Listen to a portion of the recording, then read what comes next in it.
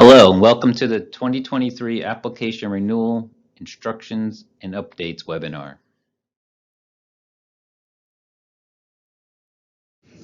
Before we begin, we wanted to take a moment to introduce ourselves.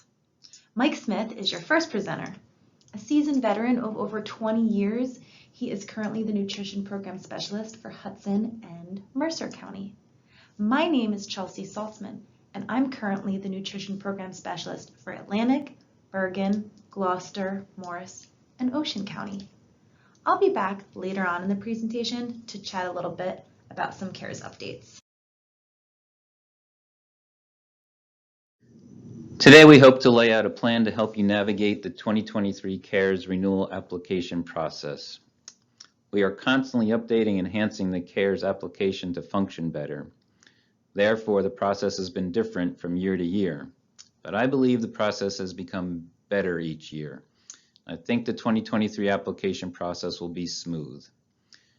We've also developed a companion memo to accompany the training, which is now available in the CARES application as an announcement.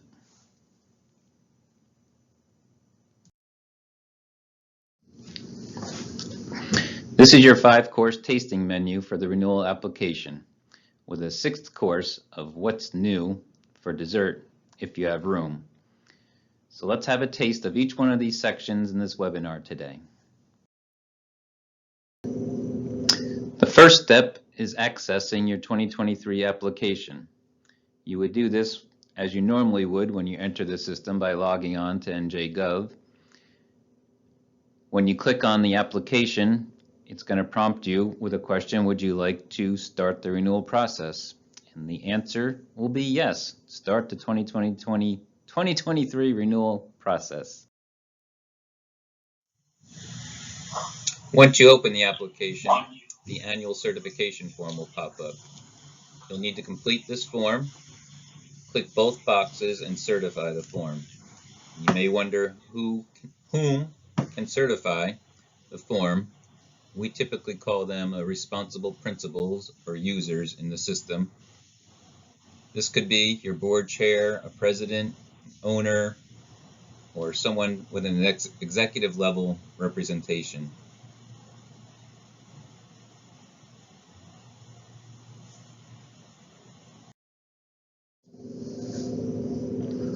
The next step would be to complete your new 2023 annual budget.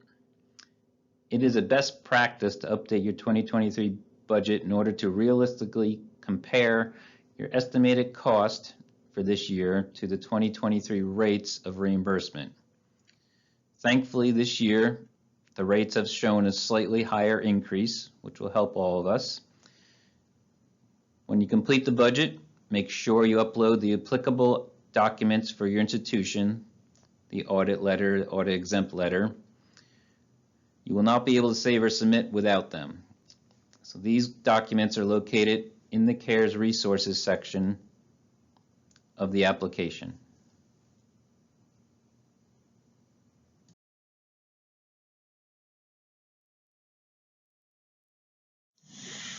The next step in the application process is to complete the permanent agreement. It's in your best interest to read and review this document completely. We've added some new material this year. In order to sign it, we're looking for the name, title, and date to be completed, then certify the agreement. Once again, we're going to ask whom can sign this agreement, and there is a tooltips box that you can click and it'll drop down and give you that list of people that are responsible principals again. Board officers, directors, presidents, owners, to that effect.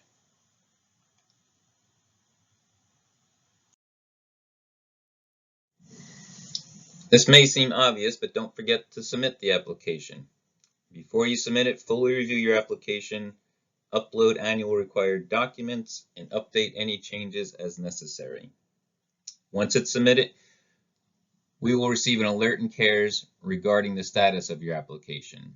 When submitted status appears, we can review and hopefully approve your application. You will in turn receive an alert showing approved or pending approval. If pending, you will receive instructions for corrective actions. When approved appears, you will receive an email regarding an approval letter. Now that Mike has walked us through the important steps on completing the 2023 application renewal, I would like to take a moment to share with you all some exciting and useful updates in the system. Rest assured that our team is always working diligently to make the application and claims reimbursement process as user-friendly as possible and up to date with the latest federal regulations. One way we have advanced CARES is by making your specialist information more readily available. Simply go to the institution information portion of your CARES application to see the name and contact information of your current specialist. So that's the first little menu item on your application. You can even click directly on our email address to open up a new email message. We'd also like to remind institutions that you are now able to upload any updated documents directly into CARES instead of emailing them to your specialist. These would be items such as updated licenses or sanitation certificates. Now let's walk through some other great updates.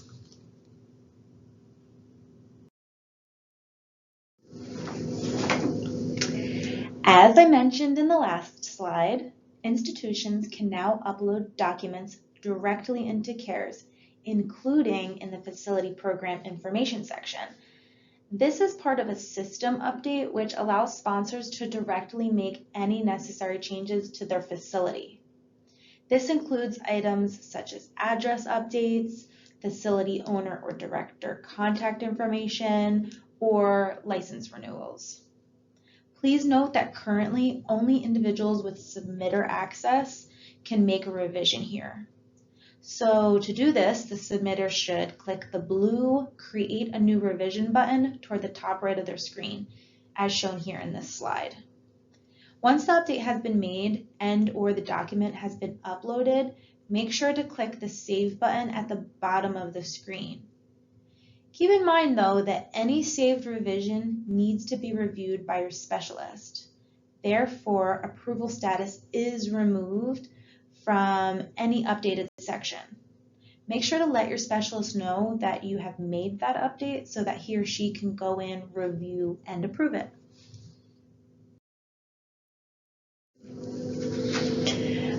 One common question we receive is if institutions can use electronic record keeping software in place of certain CACFP documents.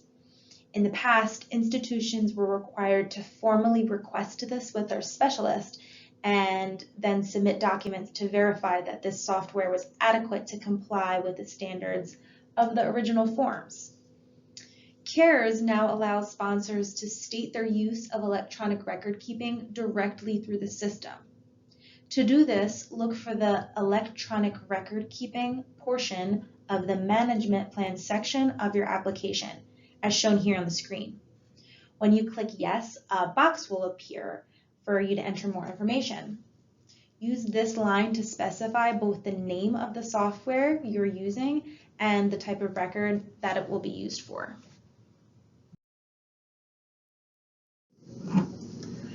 I would also like to point out the resource page, which is now available directly through CARES.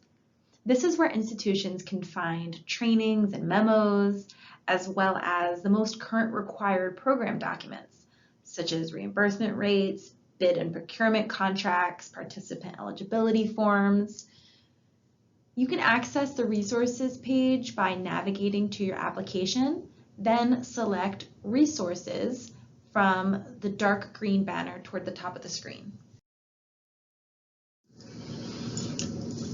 Before we wrap it up, I would like to emphasize that the deadline to submit your CARES application is September 30th of this year. We review applications in the order they received, so make sure to submit as soon as possible. It has been such a pleasure chatting with you about the 2023 application renewal. We hope this has been helpful and that you find this year's renewal to be smooth sailing.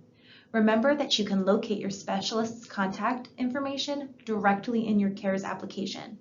Our email addresses are always our first name, period, last name, @ag.nj.gov. I've also included our general telephone number and email address. On behalf of the CACFP team, we look forward to working with you and hope you have a fruitful year.